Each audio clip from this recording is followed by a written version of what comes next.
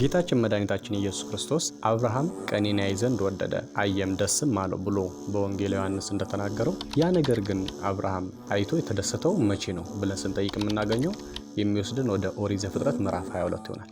በዚህ ምዕራፍ ውስጥ የምናገኘው ታሪክ አብርሃም ይስሐቅ ልጁን ሊሰዋ ወደ ሞሪያም ተራራ የመውረዱን ታሪክ ነው። እንግዲህ ይሄ ታሪክ ባጭሩ እግዚአብሔር ተገልጦ አብርሃምን የምትወደው ልጅን ይስሐቅን ሰዋልኝ ብሎ ጠይቀው። በዚህ ጊዜ አብርሃም በፍጹም እምነት በመሆን ልጁ ይስሐቅን ይዞ በጠዋት ከአንዲት አህያ እና ከሁለት ሎሌዎቹ ጋር አንድ ላይ ወደ እግዚአብሔር ወደ ጠቆመው ተራራ ይዞት ወጣ። እንግዲህ ወደ ተራራው ሲደርሱ በግርጌ ሁለቱን ሎሌዎችና አህይቱን ትቶ ይስሐቅን ብቻ እንጨቱን አሸክሞ እሱ ደግሞ መጥባይቱን ይዞ ወደ ተራራው ጫፍ በአንድ ላይ ወጡ አብርሃምና ልጁ።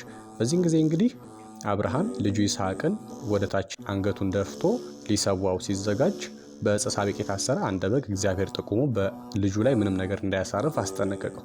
እንግዲህ ይስሐቅ ተረፈ። አብርሃም ደግሞ በጉን ሰውቶ በሰላም ወደ ቤታቸው ወደ አዘቅት መሐላ ወይም ደግሞ ቤርሳቤ ተመለሱ ማለት ነው። እንግዲህ ይህ ታሪክ እንዴት ነው ከጌታችን መድኃኒታችን ኢየሱስ ክርስቶስ ጋር የሚገናኘው? አብርሃም እንዴት የኢየሱስ ክርስቶስን አዳኝነት ተመለከተ ስንል አባቶቻችን በትርጓሜ እንዲህ ያገናኙናል። አብርሃም የእግዚአብሔር አብ ምሳሌ ነው። ይስሐቅ ደግሞ የእግዚአብሔር ወልድ ምሳሌ ነው። ሁለቱ ሎሌዎች ደግሞ የሁለቱ ወንበዴዎች ወይ ደግሞ በቀኝና በግራ የተሰቀሉት ምሳሌ ነው። አንዲቱ አህያ ደግሞ በዕለተ ሆሳዕና ጌታችን ኢየሱስ ክርስቶስ የተሰቀለባት ወይም ደግሞ የሄደባት አህያ ምሳሌ ነች ብሎ ተርጉመውልናል።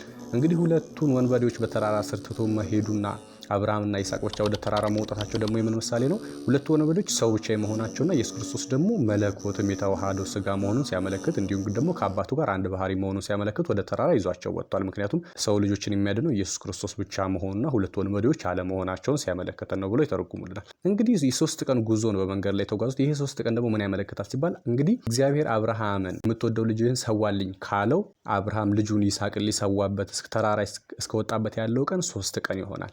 ይሄ ማለት ልጁ ይስሐቅ በአብርሃም ሕሊና ወይም ደግሞ አብርሃም በአእምሮ ውስጥ ይስሐቅ እንደተሰዋ ነው የሚያውቀው።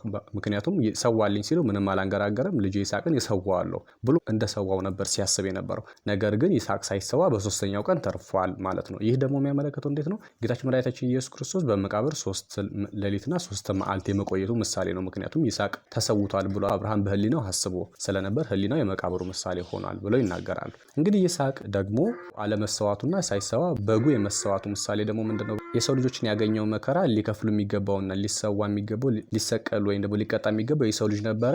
ነገር ግን በሰው ልጅ ፋንታ ግን እግዚአብሔር ራሱ ያዘጋጀው መስዋዕት ራሱ ቤዛ ሆኖ ወደዚህ ምድር መጥቶ የመሰዋቱ ምክንያቱም የሰው ልጆች በሰው ልጅ ደም አለመዳናቸውና ጌታ ኢየሱስ ክርስቶስ በራሱ ደም በአምላክ በራሱ ደም የመዳናቸው ምሳሌ ተደርጎ ይወሰዳል ማለት ነው። ስለዚህ በጉ መሰዋቱ አዳምና የአዳም ልጆች ሳይከፍሉ ነገር ግን እግዚአብሔር ራሱ ያዘጋጀው መስዋዕት የመሰዋቱ ምሳሌ ነው ብሎ ተርጉመውልናል ማለት ነው። ስለዚህ አብርሃም ይስሐቅን ይዞ ወደ ተራራ እንጨቱን አሸክሞ ሲወጣ ኢየሱስ ክርስቶስም መስቀሉን ይዞ ወደ ቀራንዮ ተራራ የመውጣቱን ታሪክ በሙሉ እግዚአብሔር ለአብርሃም እያንዳንዱን እንቅስቃሴውና እርምጃውን የኢየሱስ ክርስቶስን ታሪክ በትርጓሜ እያሳየው ነው ብለው ነግረውናል ማለት ነው።